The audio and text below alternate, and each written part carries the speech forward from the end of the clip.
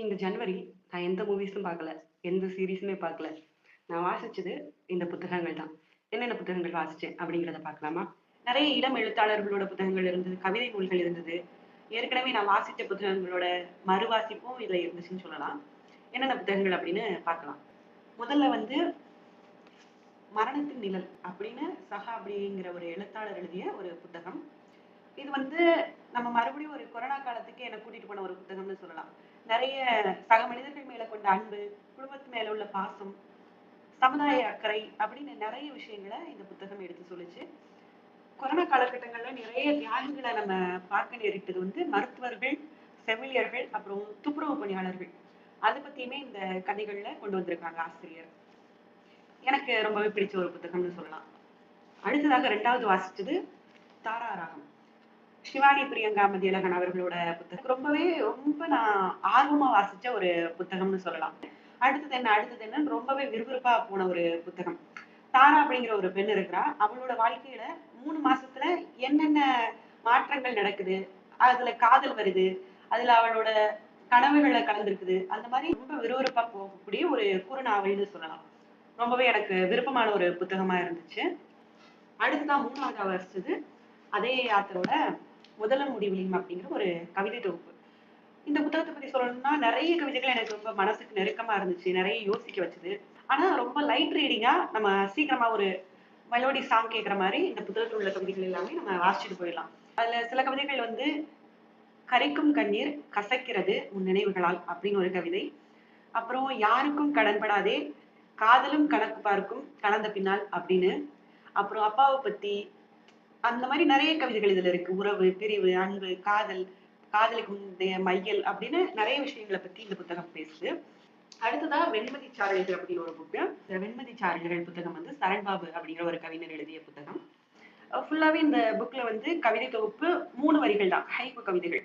ஆனா அந்த ரொம்ப ஷார்ட் அண்ட் ஸ்வீட்டா இருக்கு. ஆனா அது சொல்லக்கூடிய கருத்துக்கள் வந்து ரொம்பவே பெருசா இருக்கும். குழந்தை வளர வளர கற்றுக்கொண்டது சத்தம் வராமல் அழ அப்படிங்கிற கவிதை. அப்புறம் காதலியின் தந்தைக்கு தெரிந்திருக்குமா அவர் கவிதை வளர்ப்பது அப்படிங்கிற கவிதை.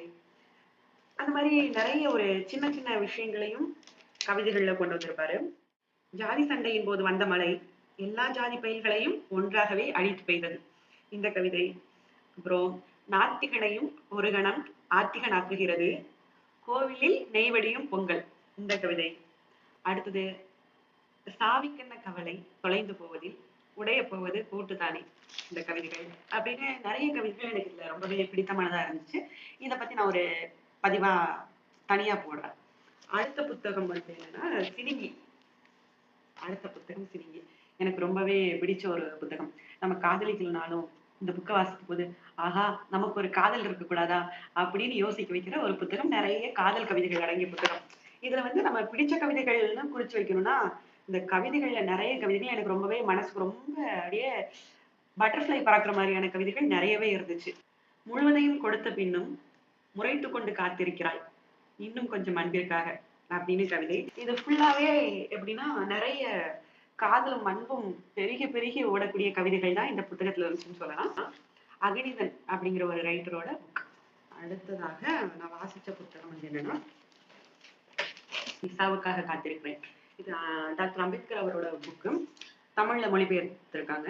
இது வந்து எப்படின்னா அவரோட வாழ்க்கையில அவர் என்ன மாதிரியான ஜாதி அடக்குமுறைகளை பார்த்திருந்தார் அப்படின்னு ஒரு 6 சம்பவங்கள்ல சொல்லக்கூடியது. இதுக்கான முழு மதிப்புரை வந்து நான் வேற ஒரு போஸ்ட்ல ஆல்ரெடி நான் அப்லோட் பண்ணியிருக்கிறேன். அடுத்ததாக can we be strangers again அப்படிங்கிற புத்தகம். ஸ்ரீஜித் சாண்டில்யா அப்படிங்கிற எழுத்தாளர் எழுதியது. இது ஒரு நாவல். எப்படிப்பட்ட நாவல் அப்படின்னா ஒரு 2K கிட்ஸுக்கு ரொம்பவே நெருக்கமா இருக்கும்னு சொல்லலாம். ஒரு தேவன்கிற ஒரு இளைஞன் அவனோட வாழ்க்கையில அவன் நட்பு, காதல் இதெல்லாம் கலந்து ஒரு நல்ல ஒரு ஸ்டோரியா போகும். ரொம்ப ஒரு லைட் ரீடிங்க்கு ஏத்த மாதிரியான ஒரு புக் இது. நெக்ஸ்ட் வந்து தேசாந்திரி. இதை நான் ஒரு 4 தடவையாவது வாங்கியிருப்பேன் புது புக்கா. அதே மாதிரி ஒரு எனக்கு எப்பெல்லாம் தோணுதோ அப்பெல்லாம் நான் எடுத்து வாசிக்கிற ஒரு புத்தகம்.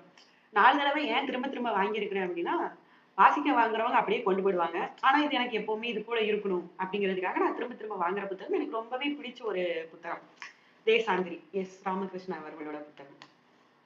அடுத்ததாக வாசிச்சது உதட்டில் உதடு அப்படின்னு சொல்லிட்டு ஊமை கவிஞர் சுரதா அவரோடது. கொஞ்சம் பழைய புக் தான். ஆனா இது வந்து அமேசான் கிண்டில்ல அவைலபிளா இருக்கு. அந்த புக் தான் வாசிச்சேன். ரொம்பவே ஓமையும், காதலும், காமமும் கலந்த புத்தகமா இருக்கும். அத நீங்க வாசிச்சு பார்த்தா தான் புரியும். ரொம்பவே அருமையா இருக்கும். நெறைய ஓமைகள் கலந்து கலந்து ஆஹா! அப்படிங்கிற மாரி இருக்கும். அத வாசிச்சா மட்டும் தான் புரியும். அமேசான் கிண்டில் அன்லிமிட்டட்ல அவைலபிளா இருக்கு. முடிஞ்சா வாசிச்சு பாருங்க. அடுத்ததாக ஐந்தவித்தான் அப்படிங்கிற ஒரு குறுநாவல். ஆசிரியர் வந்து ரமேஷ் பிரேத்தன். ஆக்சுவலா இந்த புக் வந்து எனக்கு வாசிக்கும்போது என்னடா இப்படி இருக்குது அப்படிங்கிற மாரி இருந்துச்சு. ஆனா போக போக வாவ்! அப்படிங்கிற மாரி எனக்குள்ள ஒரு மைண்ட் செட் வந்து மாறுச்சு. இது வந்து எப்படியாப்பட்ட ஒரு புத்தகம் அப்படின்னா, அம்மான்னா ஒரு லெவல்ல நம்ம வச்சிருப்போம். அம்மான்னா தியாகம், அம்மான்னா புனிதம். அது மொத்தத்தையும் உடைச்சு போடுற மாரி ஒரு புத்தகம். இது தனியாவே நான் ஒரு பதிவுல சொல்றேன். இத பத்தி ஏன்னா பேசுனா ரொம்ப பெருசா பேசிட்டு போற மாரி இருக்கும். அடுத்தது அடுத்த புத்தகம் வான்கோவின் கடிதங்கள். இது வந்து நானு லைப்ரரியில புக் எடுத்து படிச்சது. வான்கோ அவரோட சகோதரன் தியோவுக்கு எழுதின கடிதங்கள் அடங்கிய ஒரு புத்தகம்னு சொல்லலாம். இதுல வந்து ஒரு அவர் இளமை பருவத்துல எழுதின கடிதங்கள். ஸோ அந்த கடிதங்கள்ல வந்து நெறைய நம்பிக்கை இருக்கும். ஐயோ! நம்மளால பண்ண முடியலையே அப்படிங்கிற ஒரு ஏக்கம் இருக்கும். அவருக்கு குடும்பத்துக்கு அவர் வந்து எல்லாமே பண்ணணும். அவர் தம்பிக்கு தான் பண்ணணும் அப்படிங்கிற எண்ணம்லாம் இருக்கும். ஆனா, அவருக்கு வந்து அந்த பொருளாதார நிலை வந்து அதுக்கு கை குடுக்காது. அப்படிங்கும்போது அந்த ஏக்கம், தம்பிய பார்க்கணும், குடும்பத்தோட இருக்கணும் அப்படிங்கிற ஒரு ஏக்கம். ஆனா, கனவுகள நோக்கி ஓடுற ஓட்டம். அந்த மாரி நெறைய கலந்த ஒரு கடித புத்தகம் தான் இந்த புத்தகம்னு சொல்லலாம். அடுத்ததாக ஊஞ்சல் அப்படிங்கிற நாடகம். ஆ ஒரு வயசான அப்பா வந்து தன் மகளுக்கு செய்ய வேண்டிய கடமைகள்லாம் செய்ய முடியலையே அப்படின்னு ரொம்பவே மனசு வருத்தப்படுற ஒரு கையாலாகாத தனத்துல தன்னை நினைச்சு தன்னைத்தானே வருத்தப்படுற ஒரு தந்தையோட நாடகம். அடுத்ததாக புயல் தேடிய புதையல் அப்படின்னு ஒரு காமிக்ஸ். அது வந்து ஒரு கிளாசிக் காமிக்ஸ். ஓகே. நான் ரீட் பண்ணேன். எனக்கு பிடிச்சது. நான் வந்து காமிக்ஸ்குள்ள ரொம்ப அதிகமா இறங்குறது இல்ல. இது வாசிச்சு பார்க்கணும்னு வாசிச்சனால எனக்கு இது கொஞ்சம் ஓகே தான். அப்படிங்கிற மாரி இருந்தது. அடுத்ததா லாஸ்ட்டா நான் வாசிச்ச புத்தகம் வந்து தேன் முட்டாய். விழியன் அவர்களோட புத்தகம். பொதுவாவே விழியன் அவர்களோட புத்தகங்கள நான் வாசிச்சுட்டேன் அப்படின்னா, அப்படியே நான் ஒரு குழந்தையாவே மாறிடுவேன். அந்த மாரியான ஒரு புத்தகம்னு சொல்லலாம். நெறைய சின்ன சின்ன விஷயங்கள குழந்தைகள்ட்ட சின்ன வயசுலயே நம்ம குடுக்கும்போது, அது ஈஸியா அவங்க ஏத்துக்குவாங்க. அவங்க மனசு ஏத்துக்கும். அந்த மாரியான நெறைய சின்ன சின்ன கருத்துக்கள வந்து அவரோட புத்தகத்துல வச்சிருந்தாரு. ஜாதி தீண்டாமை, சக மனிதன் மேல கொண்ட அன்பு அப்படின்னு நெறைய சின்ன சின்ன விஷயங்கள சிறு வயதிலேயே குழந்தைகள்ட்ட புகட்டுற மாதிரியான ஒரு புத்தகமா இருந்துச்சு. இவ்வளவுதான் நான் வாசிச்ச புத்தகம். இதுல வந்து இந்த மாசம் என்ன பொறுத்தவரைக்கும் நெறைய கவிதை நூல்களும், அப்புறம் ரொம்ப ஆழ்ந்து வாசிக்கிற மாரி புத்தகங்கள்லாம் இல்லாம, ரொம்பவே லைட் ரீடா தான் நான் வாசிச்சிருக்கிறேன்னு நெனைக்கிறேன்.